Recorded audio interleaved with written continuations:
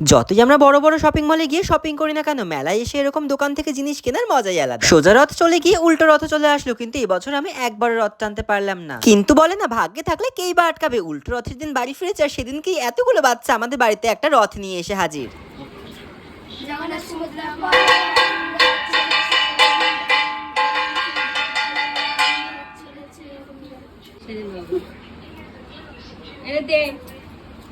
জানো, ওদেরকে দেখে আমার নিজের ছোটবেলার কথা মনে পড়ে গেল। যখন আমি ছোট ছিলাম তখন আমরাও পাড়ার সব বাচ্চারা মিলে বাড়িতে বাড়িতে এরকম রথ নিয়ে যেতাম। পাড়ার সমস্ত বাড়ি ঘুরে সন্ধ্যাবেলায় বাড়িতে ফিরতাম, আর তারপরে শুরু হতো আমাদের হিসেব করা। কোনো কোনো বাড়ি থেকে চাল ডাল দিত, আবার কোনো কোনো বাড়ি থেকে পয়সা দিত। কিন্তু জানো তো, পয়সা দিলে আমরা বেশি খুশি হতাম। সোজা রথ আর উল্টো রথ এই দুদিন মিলিয়ে আমাদের যা টাকা আর চাল ডাল আলু জমতো, সেটা দিয়ে কিন্তু আমরা পরের দিনকে পিকনিক করতাম। আমার বাবা তো আমাকে একটা নিজের হাতে রথ বানিয়ে দিয়েছিল। সেই রথটা যদি বা আমাদের বাড়িতে এখনো আছে, কোনোদিন সুযোগ হলে অবশ্যই তোমাদেরকে দেখাবো। এরপরেই আমরা রেডি হতে বসে পড়ি রথের মেলায় যাওয়ার জন্য। আজকে উল্টো রথ, মানে রথের মেলারও শেষ দিন। আমি তো ভুলেই গিয়েছিলাম আজকে উল্টো রথ। ভাগ্যিস বাচ্চাগুলো রথ নিয়ে আজকে আমাদের বাড়িতে এসেছিল, নয়তো এই বছর আমার রথের মেলাতেই যাওয়া হতো না। প্রথমে আমি আর আরোহী ঠিক করলাম মেলায় যাব, তারপরে মেঘা আর রূপমা আমাদের সাথে যোগ দিল। কথাই আছে না, এক সে ভালে দো, দো সে ভালে চার। এদিকে রূপম এত বড় একটা ছেলে, কিন্তু নিজের জামার হাতাই গোটাতে পারে না, তাই আমি ওকে কি করে হাতা গোটাতে হয় সেটাই শিখিয়ে দিচ্ছিলাম। মেলায় ঘুরতে যাওয়ার জন্য বেরিয়েছে ঠিকই, কিন্তু আজকে আমাদের প্ল্যানটা ছিল একটু অন্যরকম। প্রথমে আমরা একটা চায়ের টাপড়িতে যাবো, ওখানে গিয়ে একটু আড্ডা মারবো, তারপরে মেলায় ঘুরতে যাবো। চলে এসছি আমরা কুমোরপাড়ায়। না না, এটা কিন্তু সেই কুমোরপাড়ার গরুর গাড়ির কুমোরপাড়া নয়। বহুকাল হয়ে গেছে আমি এখানে এসে চা খাইনি। আগে মাঝে মাঝে আসা হতো, কিন্তু এখন আর খুব একটা আসা হয় না। এসেই সবাই এক কাপ করে মাটির ভাড়ে চা নিয়ে নি। এই দোকানের চায়ের টেস্ট দারুণ বললেও কম বলা হবে।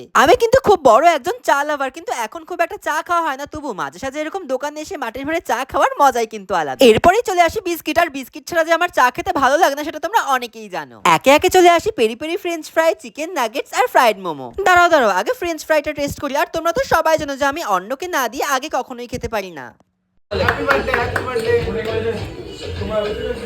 এবার টেস্ট করার পালা চিকেন নাগেটস। সব জিনিসগুলো এত গরম ছিল, খেতে ইচ্ছা করলেও খেতে পারছিলাম না, বাট খেতে কিন্তু খুবই টেস্টি ছিল। আর সব শেষে ছিল গরমা গরম ফ্রাইড মোমো। সবকিছুই ফ্রাইড। এত অয়েলি ফুড খেয়ে আমি মনে হয় দুদিনেই মোটা হয়ে যাবো, কিন্তু কি করবো বলো, একদিন এসব খাওয়া চলে। এরপরেই চলে যাচ্ছে আমাদের আসল গন্তব্যে, রথের মেলায়। কাঁচরাপাড়া মিলননগরের এই রথের মেলা আমি জন্মের পর থেকে এই মেলা দেখে দেখেই বড় হয়েছি। যদিও বা এখন মেলাটা খুবই ছোট হয়ে গেছে, অর্ধেকের বেশি দোকান প্রায় বসে না বললেই চলে। তবু এই মেলায় আসলে আমার একটা নস্টালজিয়া কাজ করে। আগে যখন ছোট ছিলাম, সকাল দুপুর রাত আমি এই মেলাতেই ঘুরে বেড়াতাম রথের সময়। দেখেছো কি সুন্দর গরম গরম জিলিপি ভাজছে। রথের মেলা মানে জিলিপি আর পাপড় ভাজা।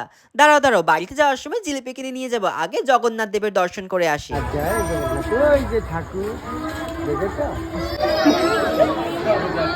এই সেই রথের মেলা, আর এই সেই রথ। ছোটবেলায় বাবা মায়ের হাত ধরে আসতাম জগন্নাথ দেবের দর্শন করতে। চল এবার পুরো মেলাটা ঘুরে